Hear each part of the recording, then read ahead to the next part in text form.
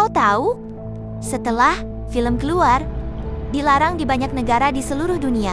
Kritikus menyebutnya sampah kotor. Tapi film ini meninggalkan kesan kontroversial dalam sejarah film. Film tahun 1978, I Spit on Your Grave. Kisah dimulai dengan surga, ketenangan. Wanita muda yang cantik, Xiao Mei, bosan dengan hiruk-pikuk Jakarta, datang ke pedesaan Bantul sendirian, sewa pondok tepi sungai terpencil. Dia ingin menyelesaikan novel pertamanya di sini. Kedamaian yang dia dambakan akan menjadi nerakanya. Baru saja tiba, dia di pom bensin, menarik perhatian tiga pria, Joko dan Sutomo. Penampilan jahat itu membuatnya gelisah setiap saat. Seorang anak laki-laki dengan cacat intelektual, Martono, datang ke gubuknya untuk mengantarkan sesuatu. Seketika terpesona olehnya saat Martono kembali memberitahu beberapa teman baik tentang detak jantungnya. Kemudian, kegagalan otak dimulai. Mereka mulai melecehkan Xiao Mei siang dan malam, di siang bolong dan di tengah malam. Akhirnya mimpi buruk mencapai klimaksnya. Mereka menangkapnya di atas kapal. Seret dia ke darat, di padang rumput. Dia diserang secara brutal. Mereka menertawakannya seperti orang gila. Adegan yang lebih memilukan adalah kami membawanya. Itu melambangkan semangat kemerdekaan dan naskah novel impian. Di depannya, hancurkan dia sampai hancur. Ini bukan hanya tentang tubuh, ini adalah kolam spiritual untuk jiwa wanita. Setelah selesai, para penjahat khawatir tentang Wahyu. Perintahkan kegelisahan batin. Martono, yang tidak tahan, kembali dan berurusan dengan Xiao Mei. Martono banyak bicara. Menghadapi ini dengan pisau, dia patah hati. Wanita yang dihancurkan oleh gengnya sendiri. Dia tidak bisa melakukannya. Dia mengambil sedikit darah di pisau untuk berbohong. Ini jejak orangnya. Membunyikan bel untuk keempat penjahat ini. Xiao Mei, yang dipenuhi bekas luka, bangkit dari tanah. Dia bukan lagi wanita.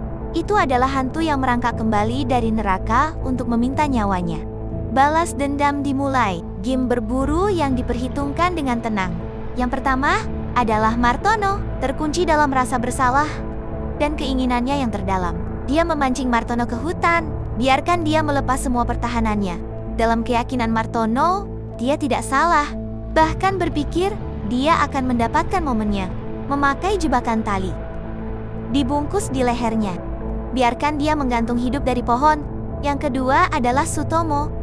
Xiao Mei mengancamnya dengan pistol. Merayu dia dibawa kembali ke kamar mandi gubuk. Main busa. Saya pikir akan ada pertemuan yang menawan di dinding. Mei mengambil pisau itu dan memotong alat tititnya. Lalu dia mengunci pintu kamar mandi, bersembunyi di ruang tamu, dan nyalakan gramofon. Dalam opera yang elegan, dengarkan Iwan Fals dengan tenang, berteriak histeris dan menangis di kamar mandi, sampai dia metong. Dan akhirnya, Cak Tarmizi dan Joko, mereka berlayar di danau. Tiba-tiba suasana hening.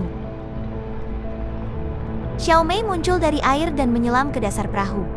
Dia membalikkan perahu, berjuang motivation di dalam air, memohon belas kasihan, melambaikan kapak ke mereka. Akhirnya dia menyalakan beling-beling perahu, mencekik mereka sepenuhnya di dalam air.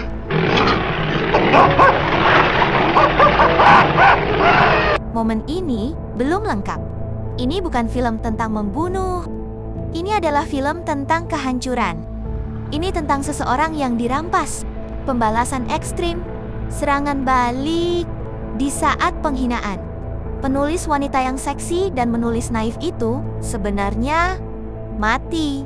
Ketika masyarakat dan hukum tidak bisa memberikan pengakuan, tangan terulur di jurang, hanya berlumuran darah.